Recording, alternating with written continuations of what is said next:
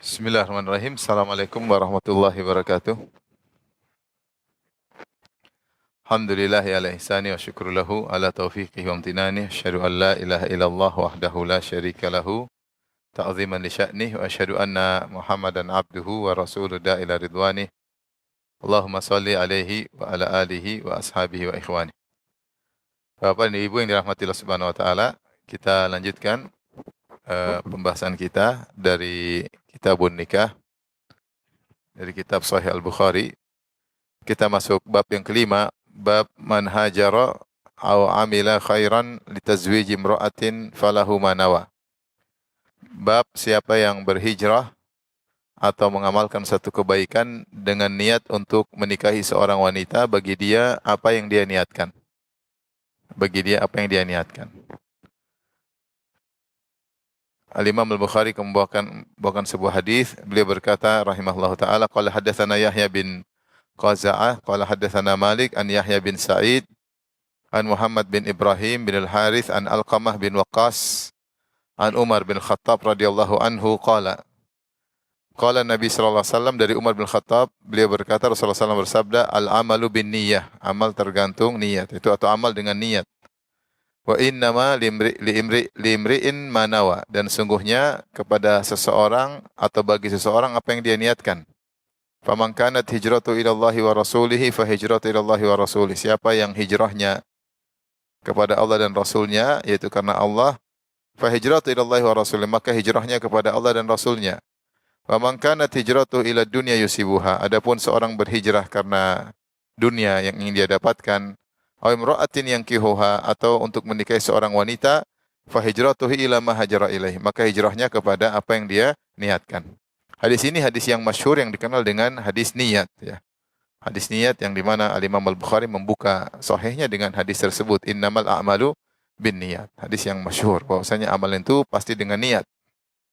Ada secara umum orang beramal pasti ada niatnya, kecuali sedang linglung maka dia tidak berniat, ya.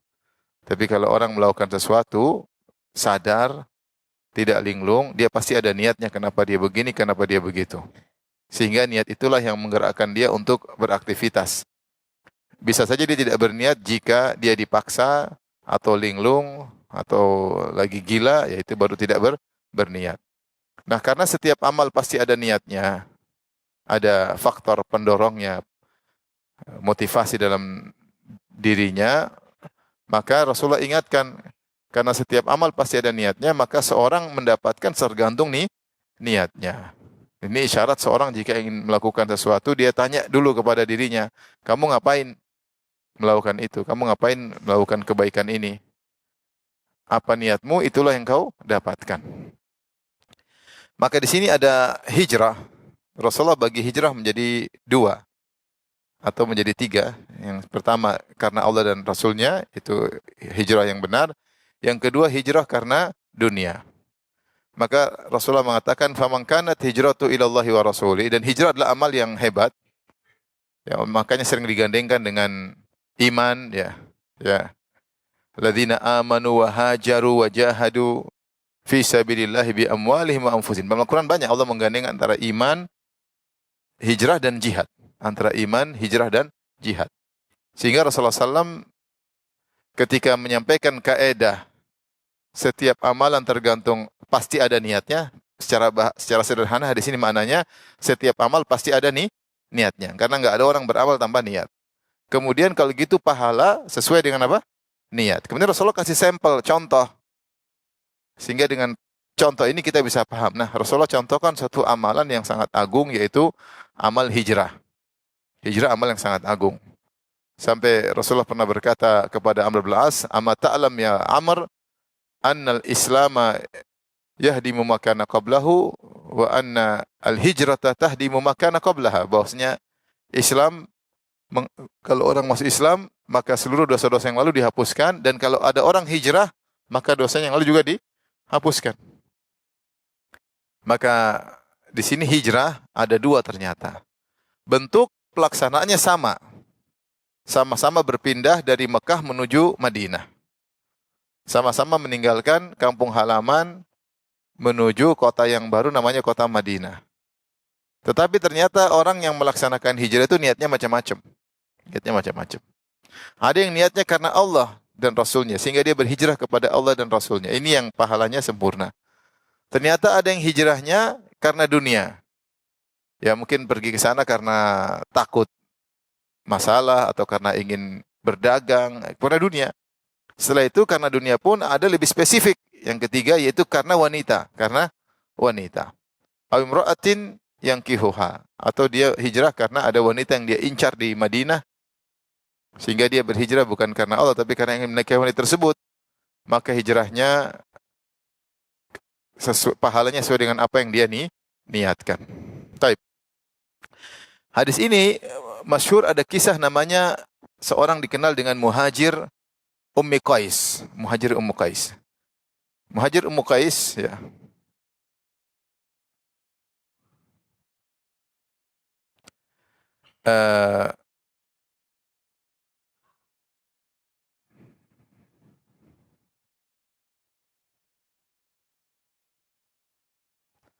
Ada seorang laki yang dia berhijrah, ya, dan dia ternyata bukan karena Allah dan Rasulnya, tapi ingin menikahi seorang wanita namanya Ummu Qais.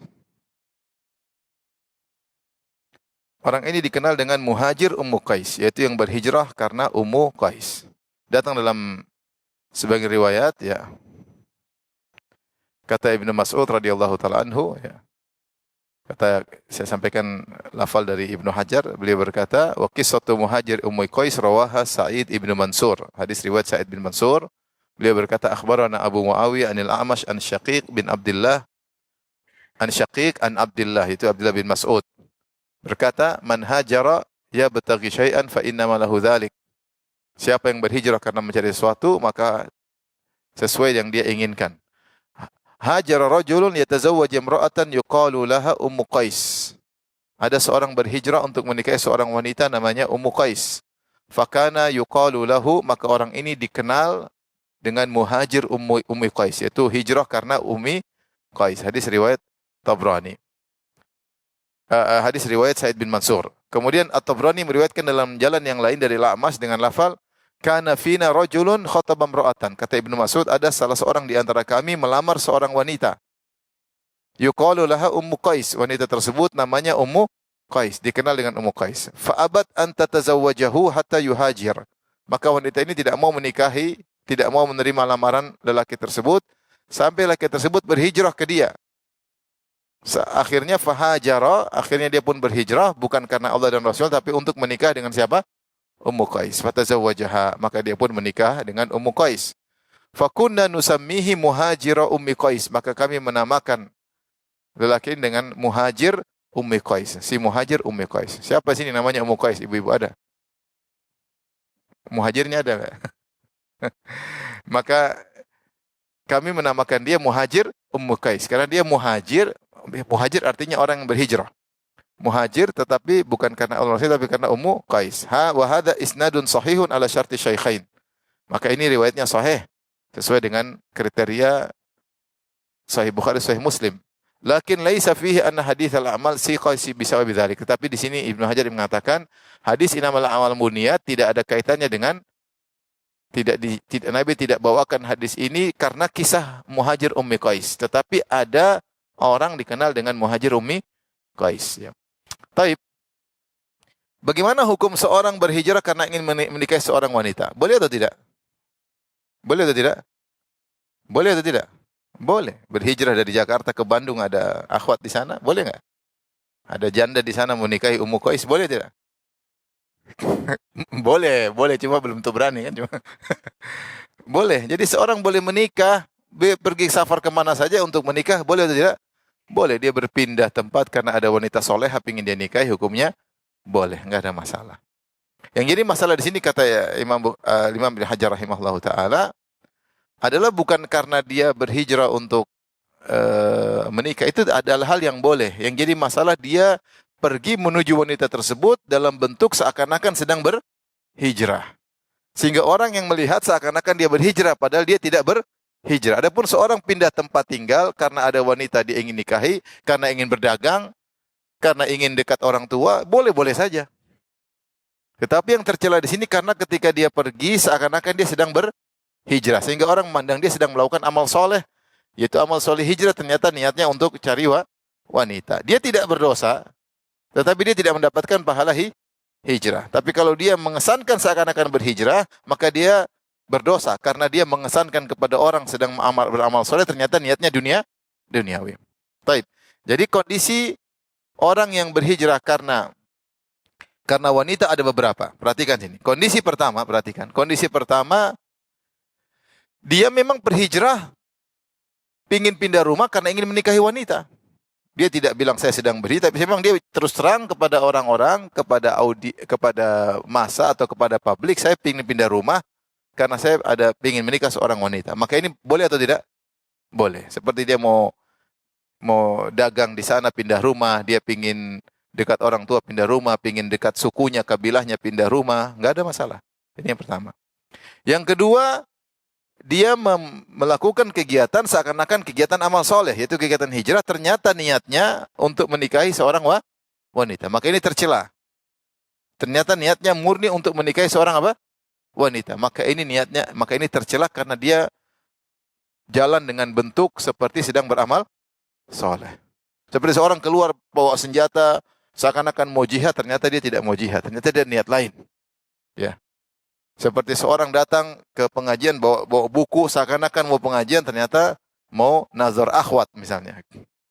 Misalnya ini. Ya. Misalnya. Seakan-akan misalnya seorang menampakkan seakan-akan sedang berdakwah, ternyata cari uang misalnya. Jadi dia bentuk kerjaan yang dia lakukan seperti amal soleh, tapi niatnya ternyata ini tercela. Ternyata ingin menikah wanita. Ini tercela atau tidak yang kedua? Tercela. Baik. Ini yang kedua juga ada dua model. Atau kalau kita katakan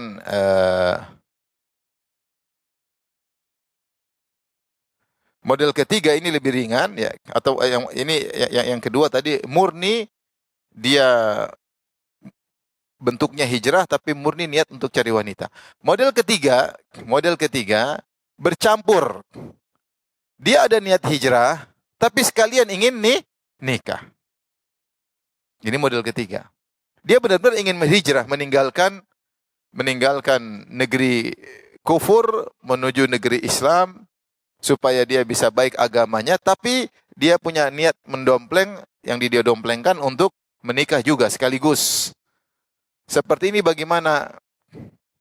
Maka Al-Imam Al-Ghazali rahimahullah dalam dinukil oleh Ibnu Hajar, maka saya bacakan, maknanya siapa yang niat akhiratnya mendominasi, maka tetap dapat pahala selama niat akhiratnya mendominasi. Tetapi pahalanya tentu tidak sama dengan orang yang murni untuk akhirat. Beda dengan orang, saya mau hijrah, urusan nikah belakangan. Saya kesana memang mau ingin apa?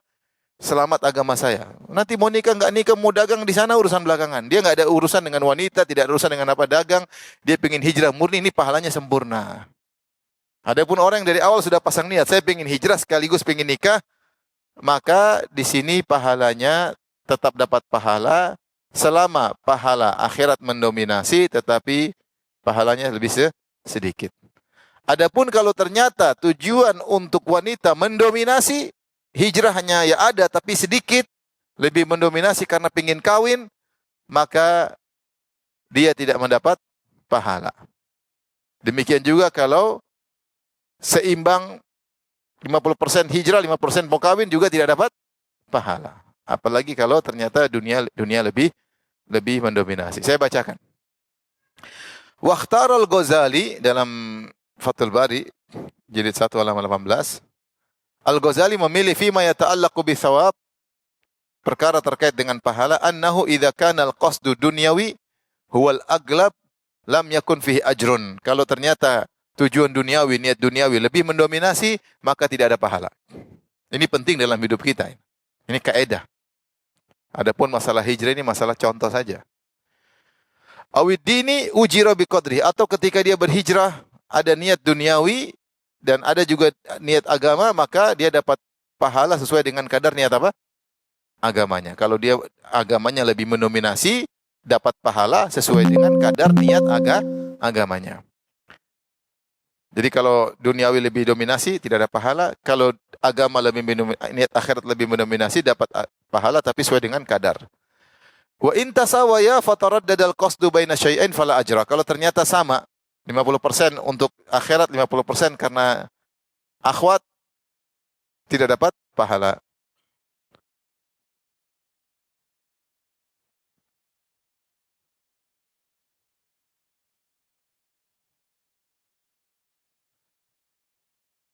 Maka ini kaedah yang ingin saya sampaikan ya.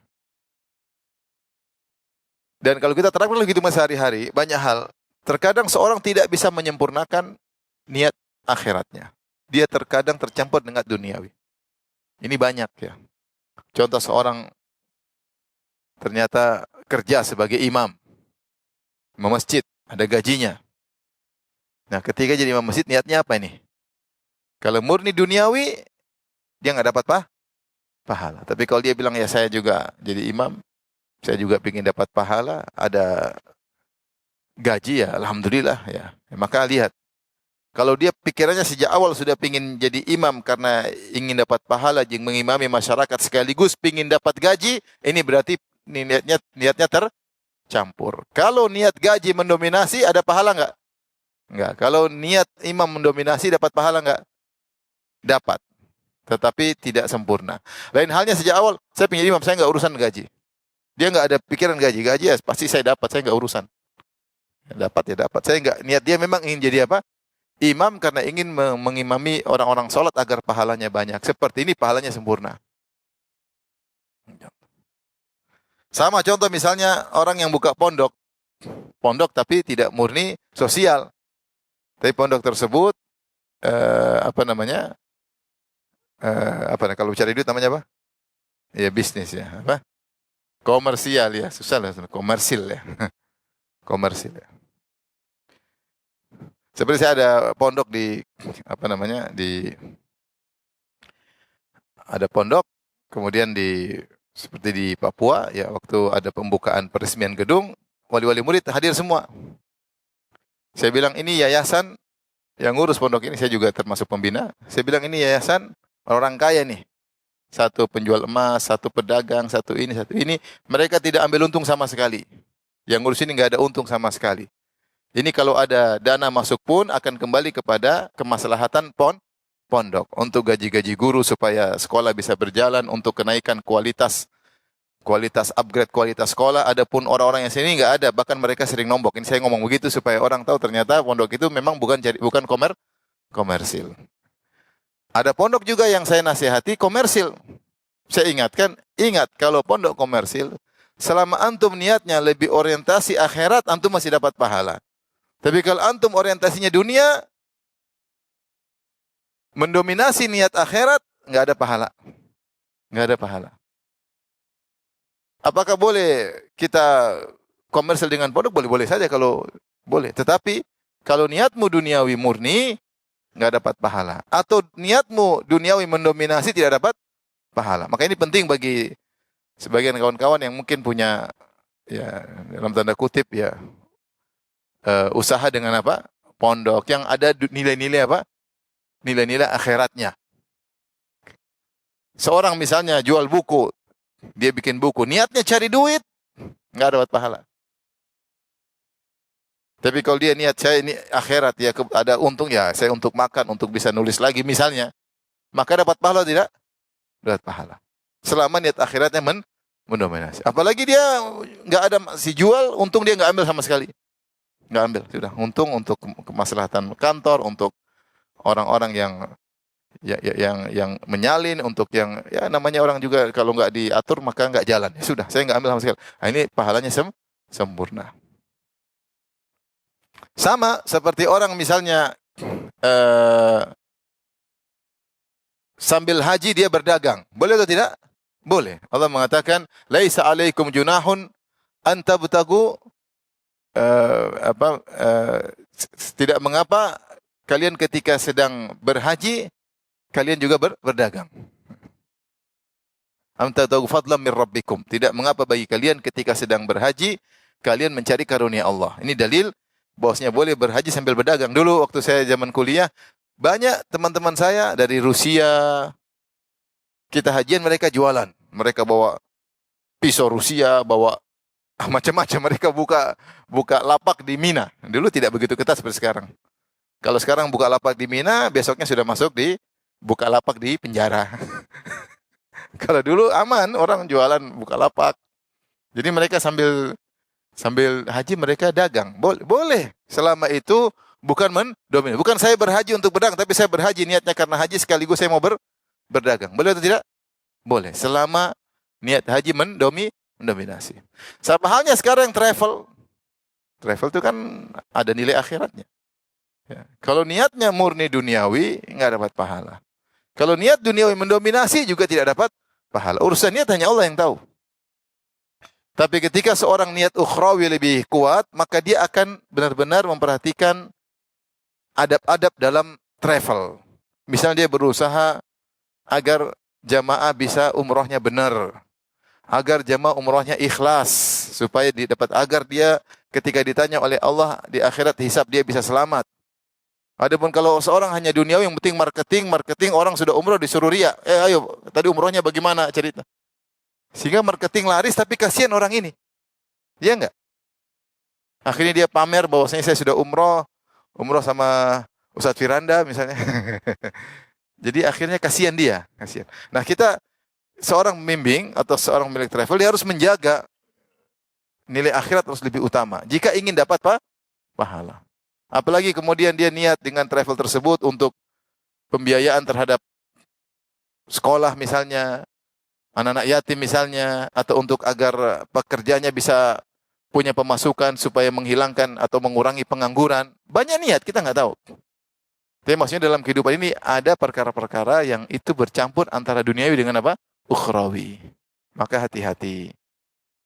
Jika niatnya benar-benar ukhrawi, pahala 100%. Jika niatnya benar-benar duniawi, tidak ada pahala. Jika niatnya bercampur dunia dan akhirat, dilihat. Kalau ukhrawi mendominasi, dapat pahala, tapi kurang. Kalau duniawi dan ukhrawi sama persis, tidak dapat pahala. Apalagi duniawi mendominasi. Paham? Bisa dibagi? Ngerti? Kalau ujian bisa jawab? Baik. Insya Allah ya. Ibu-ibu begitu, insya Allah pede, tahu-tahu salah. Jadi di sini Imam Bukhari membuat bab man hajara au amila khairan lizawi imra'atin falahu manawa. Siapa yang berhijrah atau beramal kebajikan dengan niat untuk menikahi seorang wanita, bagi dia apa yang dia niatkan. Ya, ini tentu tercela jika seorang menampakkan dia sedang beramal soleh, ternyata dia punya niat duniawi, maka dia mendapatkan sesuai dengan niatnya. Misalnya seorang dai ceramah, ternyata dia niatnya lagi hunting akhwat misalnya. Misalnya, ya Allah Maha tahu. Dia bilang, saya yang mau kajian tapi nggak usah pakai apa? Nggak usah pakai cadar. Nggak usah pakai apa namanya? Hijab. Terus yang ibu tolong buka cadar ya. Ternyata akhwat-akhwat juga buka cadar. Insya Allah saya jaga pandangan, insya Allah. Ternyata dia lagi hunting ya. Habis hunting terus hacking, habis hacking terus healing. Istilah-istilah baru zaman sekarang. Nah, seperti ini, kalau niatnya ternyata duniawi, tercela karena dia menggambarkan seakan-akan dia sedang beramal soleh, tercela. Ternyata di balik itu ada niat duniawi. Sama seperti orang, ayo kita dakwah, ternyata perhitungannya semua perhitungan bisnis, benar-benar duniawi. Ya, kita nggak tahu urusan hati, cuma kelihatan misalnya begini. Nah, ini kita ingatkan hati-hati. Hidup ini cuma sebentar. Hidup ini cuma sebentar. Alhamdulillah kita makan, kita minum, alhamdulillah kita punya kendaraan, alhamdulillah. Kita tadi ngobrol sama, tadi malam ada kawan yang alhamdulillah beruang, itu duitnya banyak ya. Saya bilang, Pak, udahlah, kita uang banyak. Orang punya uang, taruhlah ada orang kaya punya uang 5 miliar. 5 miliar kaya atau tidak? Kaya, lumayan lah. Dengan orang punya uang 1 triliun, 1000 miliar ya. Tapi memang ada beda, tapi tidak signifikan. Hidup ini apa? Makan, minum, naik kendaraan, tidur, naik pesawat, jalan-jalan, ketemu keluarga. Tanpa uang 1 miliar pun kita bisa merasakan itu semua. Ya, tidak terlalu signifikan. Maka kita kejar-kejar duit, kejar duit, kejar duit, kejar duit. Nah, kita juga bisa hidup tanpa duit sebanyak itu ya. Sama ketika kita sudah masuk dalam urusan niat, ini bahaya. Kalau kita terjebak dengan bisikan setan sehingga kita melakukan apapun selalu duniawi, duniawi, duniawi. Sehingga amal soleh kita nggak ada nilainya di sisi Allah Subhanahu wa Ta'ala. Dan kita begitu-begitu saja. Seandainya ada seorang murni niat karena Allah, Allah pun kasihkan dia dunia. Tidak usah kejar dunia, Allah akan datangkan dunia kepada dia. Allah akan datangkan dunia kepada dia. Makanya niatnya karena Allah. Nanti dunia akan datang sesuai dengan yang Allah takdirkan buat dia. Maka ini nasihat terutama buat saya pribadi dan juga pada kawan-kawan yang bergerak dalam beraktivitas dalam kegiatan akhirat, hendaknya jaga-jaga niat. Jangan mengatakan tenang, saya aman, saya pasti ikhlas, saya pasti akhirat. Enggak ada yang bisa jamin. Sahabat aja dulu pernah terjatuh. Ketika perang Uhud mereka keluar dengan penuh keikhlasan. Mereka berkorban harta, berkorban nyawa. Tapi ketika Allah lihatkan kemenangan, niat mereka berubah. Dalam surat Ali Imran Allah berfirman, "Laqad nasarakumullah," kata Allah Subhanahu wa taala, "wa laqad sadaqakumullahu wa'dahu istahussunahum bi'idznih hatta idza fashiltum wa tanaza'tum fil amr fi wa araitu wa asaitum min ba'di ma arakum ma tuhibbun minkum ma yuridud dunya wa minkum ilal akhirah." Kata Allah dalam ayat tersebut, "Wa asaitum min ba'di ma arakum ma tuhibbun." Kalian bermaksiat setelah Allah menunjukkan apa yang kalian cari, yaitu kemenangan. Gonimah kelihatan di depan mata. Kemudian kata Allah, "Minkum may yuridud dunya," di antara kalian, yaitu para sahabat, ada yang mencari dunia. "Wa minkum man yuridul akhirah," di antara kalian ada yang mencari apa? Akhirat. "Tsumma sarafakum anhum liyabtaliyakum wa laqad afa ankum." Kemudian Allah ampuni kalian. Di sini kata Ibnu Mas'ud, "Ma kuntu adhunnu anna ahadan min ashabin Nabi sallallahu alaihi wasallam aradal dunya." Saya tidak pernah menyangka, kata Ibnu Mas'ud, sahabat senior, ada seorang sahabat dari Nabi, seorang sahabat Nabi yang ingin dunia. Saya tidak pernah menyangka dan tidak pernah terbetik dalam diri. Kenapa? Karena semua orang berkorban karena Allah. Tapi terjadi hatta nazala fina ma nazal, sampai turun ayat tentang kami. Allah berfirman, "Minkum may yuridud dunya." Allah yang bilang, di antara kalian ada yang mencari apa? Dunia. "Wa minkum may yuridul akhirah." Di antara kalian mencari akhirat. Ini penting karena niat bisa berubah. Sahabat tadinya ikhlas luar biasa, tidak ada yang ragu. Tapi ketika di depan mereka ada dunia, mereka niat bisa berubah. Tapi mereka dimaafkan oleh Allah. Dan gara-gara niat dunia tersebut, akhirnya para sahabat mengalami kekalahan, 70 orang meninggal dunia dalam perang Uhud. Tetapi Allah maafkan mereka, cuma ini adalah pelajaran bagi kita. Terkadang kita di awal niat tulus, di tengah-tengah berubah. Seorang misalnya bikin yayasan, dakwah, bikin sekolah, kita ingin cari akhirat, kita berjuang untuk mendidik anak-anak kaum muslimin. Di tengah jalan berubah. Nah, ini kesempatan cari duit banyaknya. Jadi niatnya sudah bergeser. Terjadi mungkin terjadi. Buka yayasan, mengambil sumbangan dari masyarakat demi untuk masyarakat. Tahu-tahu di tengah jalan jadi yayasan keluarga. Terjadi atau tidak? Terjadi.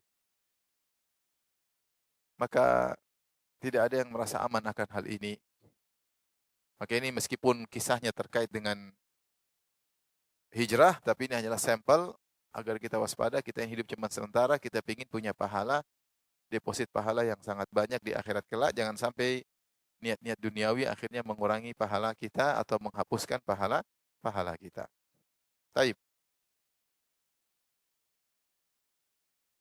Adapun niatnya kalau yang mendominasi adalah kebaikan, kemudian ada dunia, maka ini hanya mengurangi apa? Pahala, mengurangi pahala.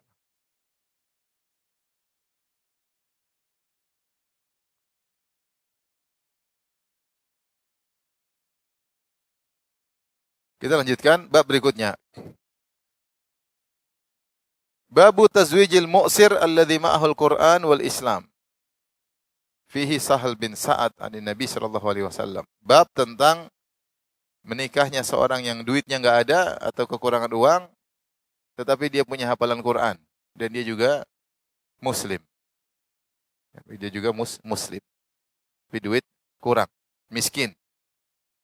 Kata Imam Bukhari fihi Sahal bin Sa'ad anin Nabi sallallahu alaihi wasallam. Di situ ada hadis yang sangat tegas dari Sahal bin Sa'ad dari Nabi sallallahu alaihi wasallam. Kemudian Imam Bukhari membawakan hadis yang lain, nanti saya jelaskan insyaallah. Kata Imam Bukhari, qala hadatsana Muhammad bin al-Mutsanna qala hadatsana Yahya qala hadatsana Ismail qala hadatsani Qais an Ibnu Mas'ud qala kunna nagzu ma'an Nabi sallallahu alaihi wasallam laisa lana nisaun faqulna ya Rasulullah ala nastakhsi fanahana an dzalik. Kata Ibnu Mas'ud, kami berperang bersama Nabi sallallahu alaihi wasallam dan kami tidak memiliki wanita. Itu belum nikah.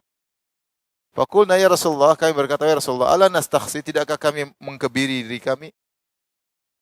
Ya, supaya habis kami pingin nikah tapi apa? Kami tidak bisa, tidak punya apa-apa, enggak punya harta. Kalau gitu daripada pusing-pusing kita mengkebiri aja. Fanahana an dzalik, maka Rasulullah SAW melarang kami melakukannya. Ya, Rasulullah melarang melakukannya. Taib, hadis ini terkait dengan bahwasanya menikah tidak harus kaya, tidak harus kaya. Bisa jadi mahar dengan mahar sedikit ya. Bahkan kalau mahar tidak ada, bisa dengan diganti dengan mengajarkan Al-Quran kepada sang wanita ya. Seperti yang terjadi pada seorang sahabat ya. Di sini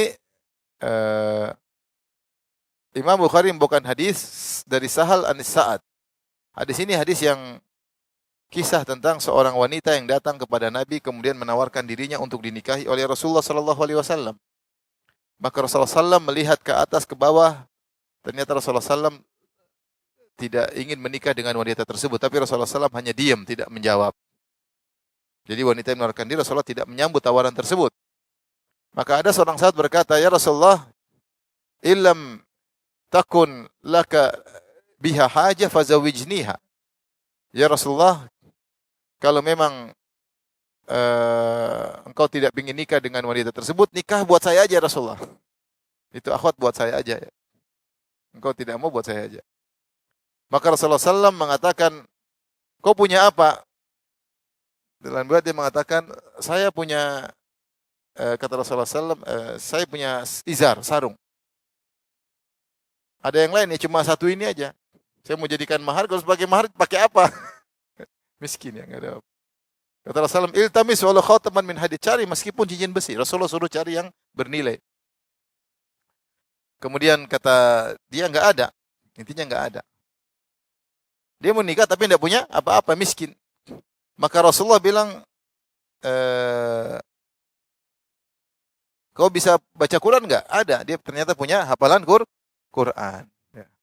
Maka Rasulullah SAW menikahkan wanita tersebut dengan lelaki tadi dengan mahar Al-Quran. Adapun yang dimaksud kata Rasulullah SAW, zawajtukaha bima ma'aka minal Quran. Saya nikahkan engkau ya dengan Quran yang ada pada dirimu ya. Maka para ulama membahas yang dimaksud dengan Al-Quran yang ada pada dirinya, maksudnya yaitu Rasulullah dalam riwayat yang lain, yaitu Rasulullah mengatakan alimha, ajarkanlah wanita tersebut. Ajarkanlah wanita tersebut. Karena hukum asalnya namanya mahar harus dengan sesuatu yang bernilai. Harus dengan sesuatu yang bernilai. Adapun dalil bahwasanya mahar harus sesuatu yang bernilai dalam firman Allah Subhanahu wa taala surat An-Nisa ayat 24, Allah berfirman, "Wa uhilla lakum ma wara'a dzalikum an tabtagu bi amwalikum muhsinina ghairu musafihin." Dan dihalalkan bagi kalian untuk menikah an tabtagu bi amwalikum, dengan harta kalian. Sehingga mahar itu harus dengan sesuatu yang bernilai. Makanya Rasulullah mengatakan, sarungmu ya, tapi kalau sarung gimana? Ya, cuma ini yang saya punya. Rasulullah iltamis walau khataman min. Kata Rasulullah, carilah cincin meskipun cincin besi. Yang penting ada sesuatu bernilai untuk jadi apa? Mahar. Tatkala dia tidak punya harta sama sekali, tetapi dia punya kemampuan mengajarkan Al-Quran, maka Rasulullah SAW suruh dia mengajar Al-Quran, yang dimana para ulama mengatakan mengajar Al-Quran ini ada nilainya. Ya, sebagaimana seorang mungkin bayar orang untuk ngajarin dia Al-Quran, makin ada nilai. Nilai inilah yang menjadi mahar bagi wanita tersebut.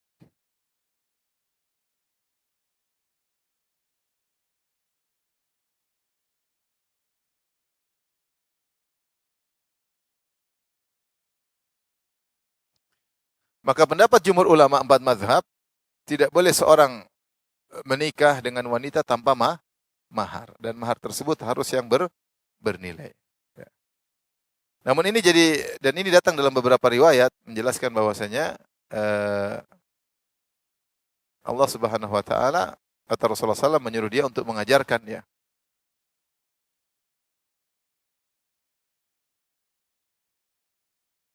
Dalam riwayat kata Nabi sallallahu alaihi wasallam, "Ankahtuha ala an tukri'aha wa tu'allimaha." Saya nikahkan engkau dengan dia tersebut karena engkau enggak punya harta sama sekali, saya nikahkan engkau dengan syarat engkau mengajarkan wanita ini Al-Qur'an. Ya. Wa idza razaqakallahu awwattaha. Tapi kalau Allah kasih rezeki, nanti Allah kau ganti dengan yang lainnya. Maka laki ini pun menikahi wanita tersebut. Dalam riwayat yang lain, ya, kata dia, ahfadzul baqarah awilati taliha. Ketika dia enggak punya harta untuk menikah, dia bilang, ya Rasulullah, saya hafal surat Al-Baqarah. Dan juga surat Ali Imran. Kata Rasulullah, fakum fa'alimha ishrina ayat, wahiyya imra'atuk. Maka kalau gitu, ajarkanlah 20 ayat, jadi ajarin mungkin tajwidnya, hafalannya, sampai dia hafal, maka dia adalah istrimu. Sehingga para ulama ketika mengatakan seorang sahabat menikah dengan wanita dengan hafalan Quran, maksudnya bukan sekedar setoran hafalan, enggak. Tetapi dengan mengajarkan Al-Quran tersebut kepada wanita tersebut. Karena mengajarkan ada upahnya. Dan upah itulah yang menjadi apa? Jadi mahar. Saya pernah hadiri pernikahan, maharnya ayat kursi dan terjemahannya. Ya. Jadi pas saya hadir waktu itu, saya nikahkan si fulan dengan fulanah dengan mahar ayat kursi dan terjemahannya. Silakan dibaca. Akhirnya ikhwan tersebut teman kita. Dibaca Allahu la ilaha illa huwal hayyul qayyum la ta'khudhuhu sinatun wa la naum dan terjemahannya. Selesai. Setelah buyar semua, saya datang, saya bilang jangan begitu. Kalau bisa ada pakai bernilai. Tapi Al-Qur'an lebih benar, Al-Qur'an agung, tapi untuk keluar dari permasalahan-permasalahan fikih, 4 mazhab mengatakan harus pakai sesuatu yang bernilai. Akhirnya maharnya 50.000. 50.000. 50.000. Nah kalau enggak nanti mahar meskipun bukan syarat atau rukun nikah, tapi dia kewajiban nikah. Tapi timbul permasalahan dalam satu hadis, kisah Ummu Sulaim. Jadi Ummu Sulaim itu ibunya Anas bin Malik radhiyallahu taala anhuma.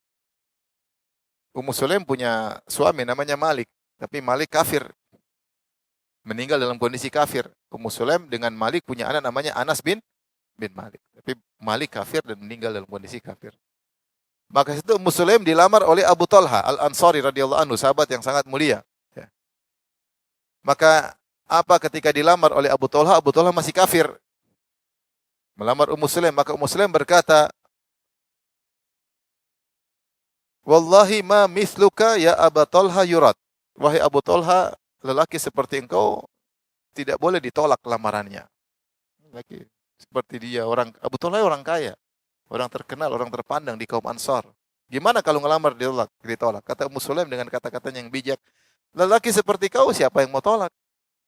Tidak pantas untuk ditolak. Walakinnaka rajulun kafir, masalahnya kau kafir, musyrik. Oke, masih kafir. Wa ana imra'atun muslimah, dan saya seorang wanita muslimah. Wala yahillu li an atazawwajaka, dan tidak halal bagiku untuk menikahi engkau, lelaki dalam kondisi kafir. Fa in tuslim fadzaka mahri. Kalau kau masuk Islam itu maharku. Wa ma as'aluka ghairahu, dan saya tidak akan minta yang lain. Padahal Abu Talha kaya raya. Masuk Islam aja, kawin selesai. Akhirnya fa aslama, maka Abu Talha pun masuk Islam. Fakana dzalika mahraha, maka itulah menjadi maharnya. Qala Thabit, fama sami'tu bimra'atin qad kanat akrama mahran min Ummi Sulaim al-Islam. Aku tidak mendengar seorang wanita yang maharnya lebih baik dari Ummu Sulaim, itu maharnya adalah Islam. Hadis ini menjadi permasalahan juga. Bagaimana memahaminya? Karena Abu Talha zahirnya menikah dengan Ummu Sulaim tanpa harta, tapi sekedar cuma masuk Islam. Oleh karenanya banyak ulama mentakwil hadis ini karena berdasarkan dalil-dalil yang lain. Ataukah ini mengatakan ini kekhususan Abu Talha, atau mereka mentakwil karena dalil-dalil menunjukkan mahar harus dengan bernilai. Kata mereka, pasti di balik itu ada juga suatu yang bernilai. Cuma tidak ada nilainya dibandingkan dengan Islamnya Abu Talha. Abu Talha pasti memberi sesuatu karena itu kebiasaan masyarakat ketika itu menikah pasti dengan apa mahar. Tetapi bagi Ummu Sulaim itu enggak ada nilainya dibandingkan dengan Islamnya Abu Talha. Maka di sini kita tadi baca bab dari Al-Imam Al-Bukhari, beliau membuat bab tazwijil mu'sir alladhi ma'ahul Qur'an wal Islam. Bab menikahi orang yang ternyata tidak punya apa-apa, tetapi dia punya hafalan Quran atau dia ingin masuk Islam. Maka itu boleh. Boleh, ya kalau Al-Quran, maka dengan mengajarkan Al-Quran, kalau dia Islam, dia ingin masuk Islam, boleh, tetapi dengan sedikit mahar. Tidak usah banyak-banyak, ya tidak, karena yang penting dia mau masuk Islam. Dan ini menunjukkan tentang keutamaan Ummu Sulaim radhiyallahu taala anha yang rela untuk tidak mengambil mensyaratkan mahar banyak-banyak, yang penting Abu Talha masuk Islam. Dan ini juga menunjukkan bagaimana keutamaan sahabiyat, ya, di antara mereka ada yang mau dinikahi tanpa duit. Yang penting mau ngajarin saya Al-Quran. Zaman sekarang ada nggak perempuan begitu? Mau nikah apa modal? Cuma sarung satu. Tapi saya hafal Quran. Ya udah hafal, alhamdulillah. Tapi duit mana?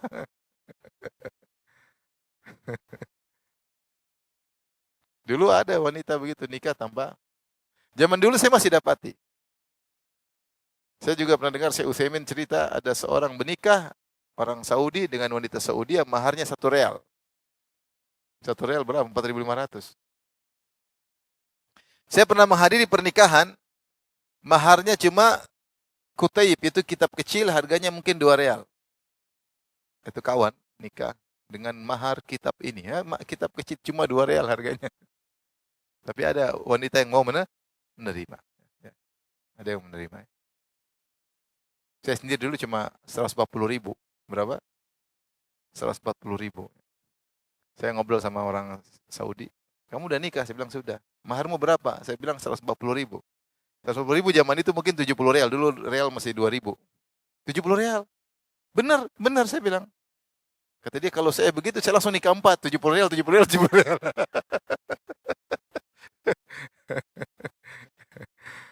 Tapi zaman sekarang nggak susah ya. Zaman sekarang ya realistisnya susah. Realitanya tidak ada lagi. Saya sering bilang tidak lagi namanya cinta buta. Sekarang akhwat sudah tidak buta lagi. Bisa membedakan yang motor sama naik mobil. Kalau zaman dulu mau nikah, ikhwan yang penting nikah, yang penting soleh nikah.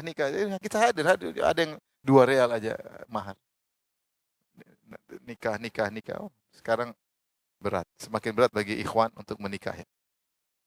Belum terdapat dengan tradisi-tradisi yang memberatkan. Tapi di sini dalil yang berikutnya, tadi dalil Sahal bin Sa'ad adalah nas, bahwasanya ada sahabat yang menikah, dia miskin tidak punya apa-apa, tapi jangan dilarang untuk menikah jika dia ternyata bisa memberikan dengan bentuk yang lain. Itu dalam bentuk pengajaran. Masalah setelah itu dia bisa cari rezeki, mungkin dia bisa. Namanya orang dulu hidup tidak semewah sekarang. Sehingga dengan rezeki sedikit sudah bisa memenuhi kebutuhan anak istri. Beda kalau zaman sekarang, memang berat. Memang berat. Apalagi tinggal di Jakarta. Sewa rumah berapa, makan bagaimana, berat.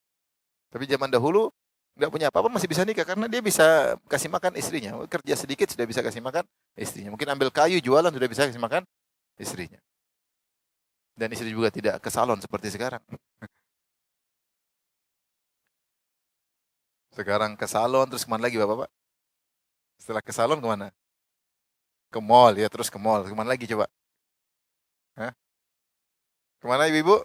Ngafe, subhanallah. Karena ada kegiatan baru. Salon, nge-mall, ngafe. Nge-gym sekarang, tambah lagi apa? Nge-gym. Nge-gym. Madel. Iya, madel. Habis itu kuburan, mati, selesai. Jadi sekarang kebutuhan akhwat semakin banyak. Di Jakarta ya, khusus Jakarta, tempat lain mungkin enggak ada ya. Kalau cuma modal Al-Quran agak berat. Orang tua sekarang berat. Kamu apa, Dek? Hafal Quran, Om. Oh, Masya Allah, bagus. Tapi Om belum bisa terima. Karena harus memenuhi 4M. 4M apa aja tadi? Mall, apa lagi? empat NG, nge-mall, nge-gym, nge-nyalon sama nge-model. Kasihan zaman sekarang berat. Menikah berat. Saya kadang-kadang kasihan orang mau nikah nggak punya duit, kasihan.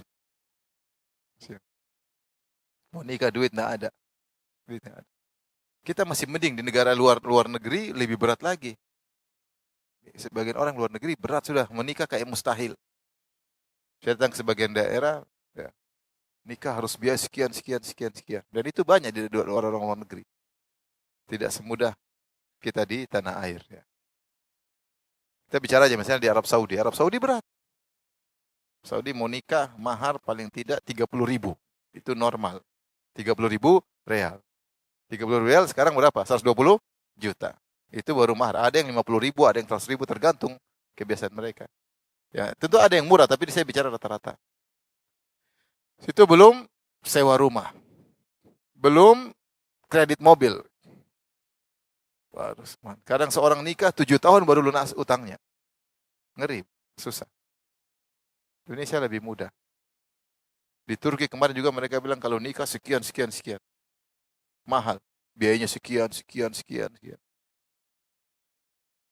Saya kemarin masih ke Maroko juga saya ngobrol gimana, sana juga sekian, sekian, sekian. Nah, intinya Indonesia lebih mudah ya, lebih mudah. Alhamdulillah kita bersyukur di sini tidak terlalu berat tradisi, terutama di daerah kota-kota kecil mudah untuk menikah.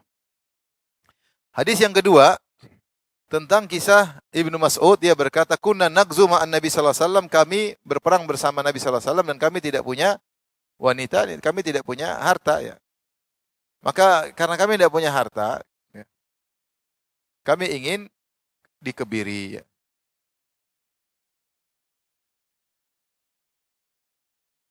Karena datang dalam riwayat yang lain, ya, mereka miskin.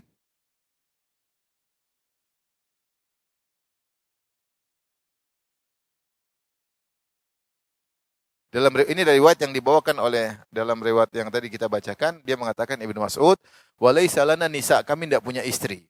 Datang dalam riwayat yang lain, hadis nomor 5075, dia mengatakan walaisa lana syai'un, kami tidak punya harta sama sekali. Karena kami tidak punya istri, kami tidak punya harta, daripada kami pusing, sementara syahwat bergejolak, mereka masih muda-muda, pingin menikah. Ya sudah, nggak ada jalan untuk menikah, duit nggak ada, istri nggak ada, ya udah mending kita ngebiri. Kalau dikebiri, dipotong testisnya, selesai, tidak ada syahwat. Tidak ada syahwat.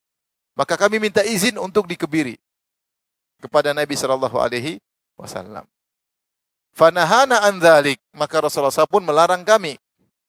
Tsumma rakhasa lana an nankihal mar'ah bitsawb. Kemudian Rasulullah SAW beri keringanan, boleh menikah dengan mahar misalnya baju, pakaian boleh. Artinya hal yang murah-murah enggak ada masalah. Tapi mau saya ini dalil bahwasanya para sahabat dahulu mereka susah dan mereka pingin tidak menikah supaya tidak tertarik untuk menikah, daripada pusing syahwat bergejolak, mending dikebiri sehingga syahwat bisa hilang sehingga mereka bisa fokus ibadah. Ternyata Rasulullah SAW larang. Sisi pendalilan dari hadis ini yaitu mereka meskipun mereka miskin, Rasulullah tidak menyuruh mereka untuk mengkebiri. Rasulullah tetap menyuruh mereka silakan menikah meskipun miskin. Jadi sementara dia punya kemampuan untuk bekerja, maka boleh kita nikahkan. Ada orang datang nih, laki-laki datang kepada kita ngelamar putri kita. Punya rumah? Belum ada loh om. Mobil? Apalagi. Motor? Tidak ada. Pekerjaan? Lagi melamar. Tapi saya ingin menikah sama putri om. Kamu siap kerja? Siap. Mahar? Hafalan Quran. Kalau kita mau nikah kan boleh. Ya sudah ya. Atau punya apa? Saya cuma punya uang 200.000. Ya udah, bismillah ya. Bertakwa kepada Allah, jaga putri saya baik-baik ya. Tapi siapa orang tua mau begitu?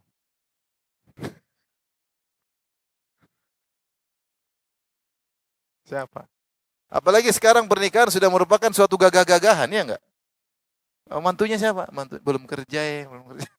Mantunya belum kerja. Lagi ngelamar. Pekerjaannya apa? Ngelamar kerja. Siapa yang mau mantu kayak begitu? Sahabat dulu beda ya. Dulu hidup sederhana ya. Tapi intinya ya, Seandainya ada yang menikahkan mantu yang belum punya pekerjaan, tetapi dia siap untuk bekerja, maka tidak ada masalah. Tapi semua penuh dengan resiko ya. Tapi intinya di sini tidak ada larangan. Miskin tidak boleh nikah itu nggak boleh, nggak ada larangan. Kalau dia bertekad silakan. Rezeki dari Allah Subhanahu wa taala. Allah mengatakan iyyakunu fuqara yughnihimullah min fadli. Kalau mereka miskin, maka dengan menikah Allah akan berikan kecukupan. Makanya sebagian salaf mengatakan carilah kecukupan dengan menikah. Carilah kecukupan dengan apa? Menikah. Kalau kau menikah Allah akan bukakan pintu rizki. Tentu harus berusaha, tidak langsung memang. Setengah mati, setengah. Tapi ada Allah kasih karena rezeki kamu ditanggung, rezeki istrimu ditanggung, rezeki anakmu ditanggung. Yang penting gabungan antara doa dan ikhtiar. Doa selalu, ikhtiar selalu. Wa may yattaqillaha yaj'al lahu makhraja. Siapa yang bertakwa Allah kasih jalan keluar. Pasti Allah kasih rezeki. Carilah rezeki dengan menikah. Maka jangan melarang orang miskin. Miskin juga punya hak untuk menikah. Maka saya bilang alhamdulillah kita di tanah air masih mudah. Mahar ada yang mudah, ada yang nikah juga sederhana ya. Di luar negeri, sebagian negara susah. Susah. Berat pernikahan. Tidak semudah yang kita bayangkan. Baik. Bab berikutnya. Babu qauli rajuli li akhihi unzur ayya zawjatayya syi'ta. Bab seorang berkata kepada saudaranya, wahai kawanku, wahai temanku, lihatlah mana di antara dua istriku yang paling kau suka.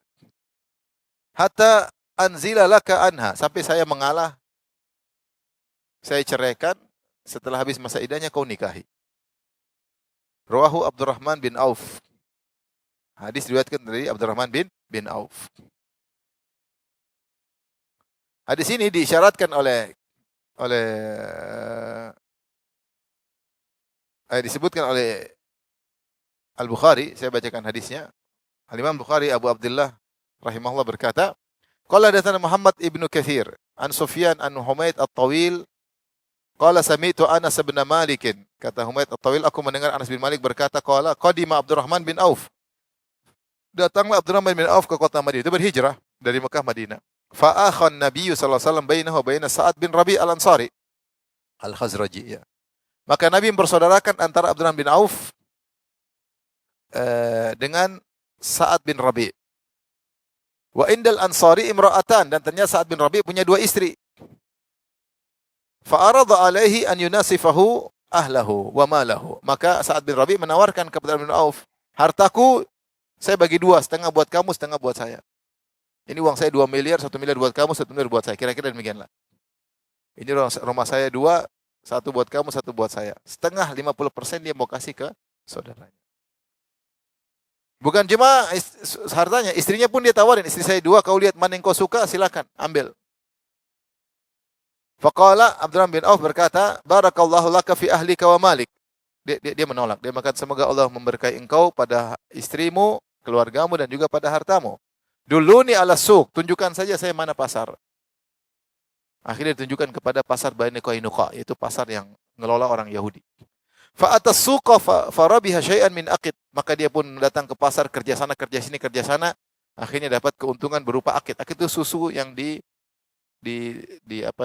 dikeringkan. Warna putih ya, asin.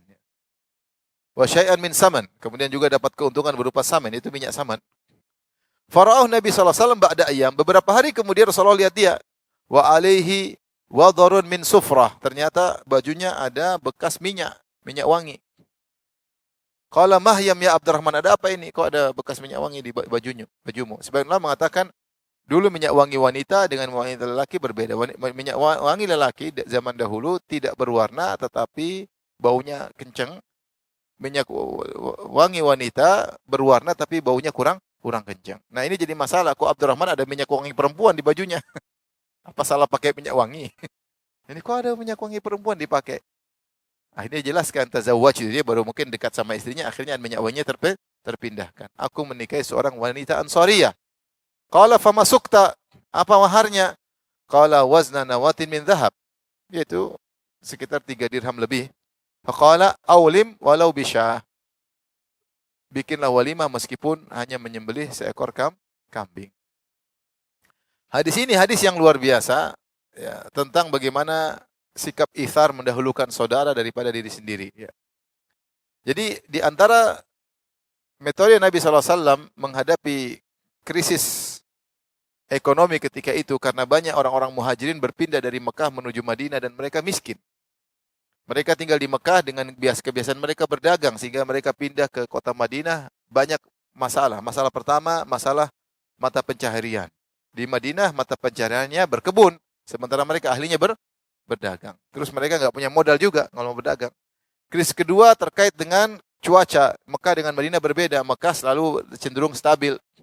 Adapun Madinah kalau panas-panas sekali, kalau dingin-dingin sekali. Ini karena ada krisis-krisis seperti ini, maka Rasulullah mencari solusi di antaranya.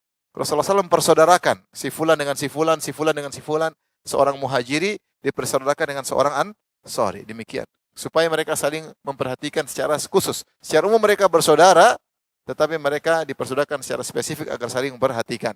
Sampai di awal-awal nizam ta'akhi, aturan persaudaraan tersebut, sampai kalau salah satu mati di antara mereka, saling mewariskan seperti saudara senasab. Tapi akhirnya dimansuhkan hukum tersebut. Nah, di antara hikmah Nabi mempersaudarakan Abdurrahman bin Auf dengan Sa'ad bin Rabi'. Abdurrahman bin Auf ma'ruf, seorang pedagang kaya raya, luar biasa. Ketika dia berhijrah, dia meninggalkan seluruh hartanya. Dia jalan tangan kosong dari Mekah menuju Madinah. Jadi istilahnya boleh kita katakan dia saudagar kaya raya, miskin mendadak. Miskin mendadak. Maka di antara hikmah Nabi perkenalkan dia dengan saudagar juga. Saudagar juga. Abdurrahman Sa'ad bin Rabi', ya, silakan. Dan ternyata kemuliaan hati Sa'ad bin Rabi', maka dia tawarkan, wahai Abdurrahman, saya punya harta, saya termasuk orang kaya di kota Madinah, saya harta bagi dua, setengah buat kamu, setengah buat saya. Bukan itu cuma tawarannya, tawaran berikutnya yang menakjubkan. Saya punya istri dua, kau lihat satu lah, mana yang kau suka, bukan ini yang paling jelek kau ambil, enggak. Saya sudah bosan juga sama dia. Tiap hari ngomel aja, ambil. Enggak, dia lihat, silakan kau lihat istriku, mana yang kau sukai.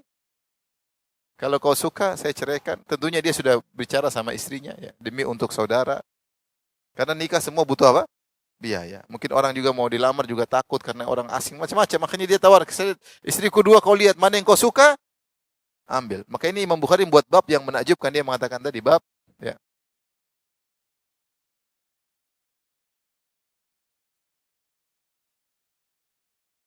Bab perkataan seorang kepada saudaranya, lihatlah mana di antara dua istriku yang kau suka, terus saya mengalah. Ini tentu berat ya. Apakah boleh dipraktikkan zaman sekarang? Siapa yang mempraktikkan? Istri satu semua. Dan itu berat, tapi ini pernah terjadi. Pernah terjadi. Boleh-boleh saja. Ya, sudah. Kita putus ya, ini ada saudara gimana. Ya, ini sungguh sangat luar biasa ya. Bagaimana dia membuang kecemburuannya ya, demi untuk saudara. Nggak bisa kita bayangkan. Ini isar. Makanya Allah memuji mereka dalam Al-Quran. Kata Allah Subhanahu wa ta'ala, "Alladzina tabawwa'ud dara wal imana min qablihim yuhibbuna man hajara ilaihim." Ya. Wa la yajiduna fi sudurihim hajatan mimma utu wa yu'thiruna ala anfusihim walau kana bihim khasassah. Dan orang-orang yang sudah beriman dahulu di kota Madinah sebelum orang berhijrah, mereka mencintai orang-orang yang berhijrah kepada mereka. Dan mereka tidak mendapati hasad dalam diri mereka. Bahkan bukan cuma itu. Wa yu'thiruna ala anfusihim, mereka mendahulukan kaum muhajirin daripada diri mereka sendiri. Di antaranya Sa'ad bin Rabi'. Dia bukan hanya ke setengah harta, bahkan dia mendahulukan saudaranya pada perkara yang sangat sensitif ya, tentang istri. Lihat mana yang kau suka, ambil. Subhanallah. Ini sangat berat, tapi Abdurrahman bin Auf juga tidak mengatakan, wah ini rezeki anak soleh, enggak ya. Insya Allah, ada orang kayak kamu luar biasa. Enggak, dia barakallahu laka fi ahlika wa malik. Semoga Allah berkahi hartamu, istrimu. Saya mau cari istri sendiri. Saya mau cari nafkah sendiri. Luar biasa Abdurrahman bin Auf. Ya. Makanya, karena saya pernah dalam kelas, waktu saya ke Madinah,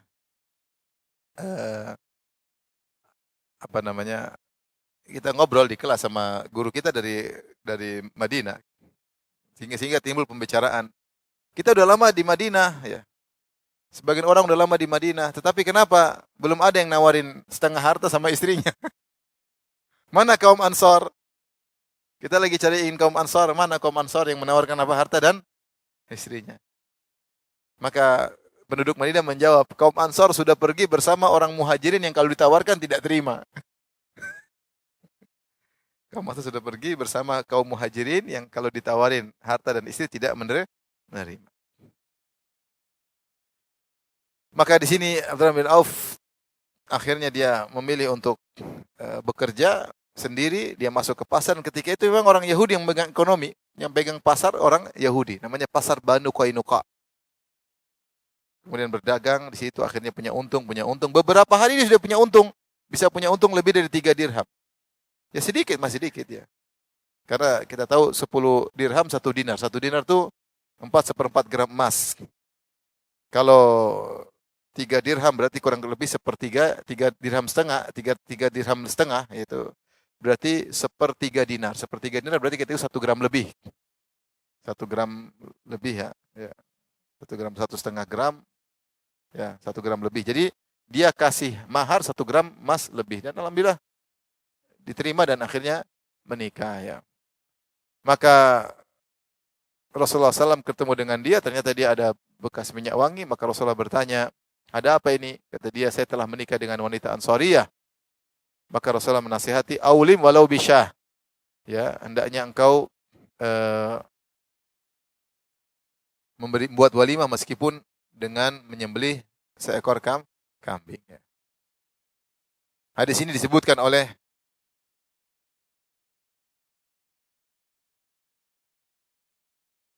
Ibn al-Mulaqin dalam kitabnya Tawdih, dia menyebutkan beberapa faedah.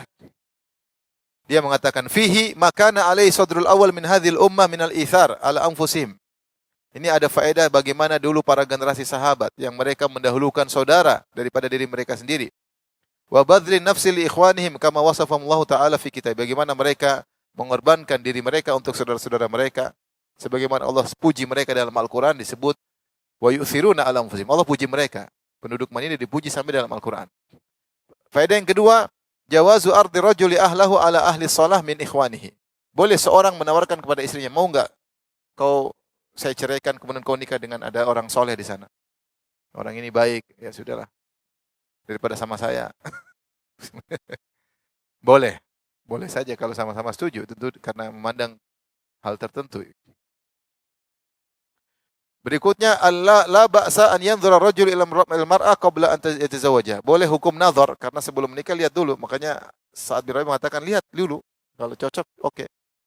Maka seorang kalau ingin menikah, maka lihat apa?